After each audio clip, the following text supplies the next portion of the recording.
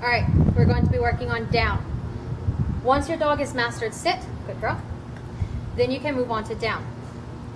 Now remember, as soon as they do the command, as soon as they perform it, especially starting out, reward them immediately.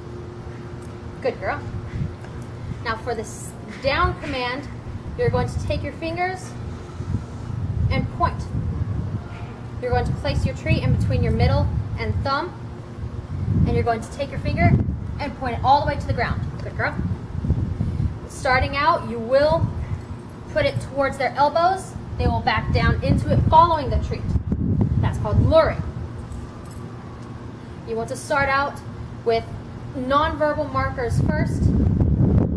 That way they understand it. Then you will eventually add the verbal commands into it, and eventually you can wean them into solely verbal commands if you choose to. Down. Good girl. The first few sessions need to be short and entirely positive. You want to end on a good note. If they start to become frustrated and cannot understand it, go back to basic sit. Good girl.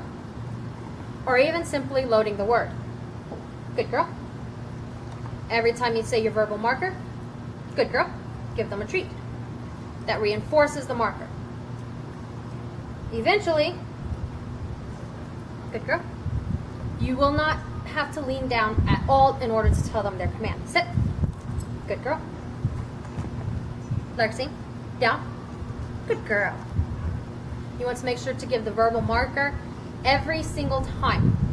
That lets them know that they have performed their command correctly. Okay.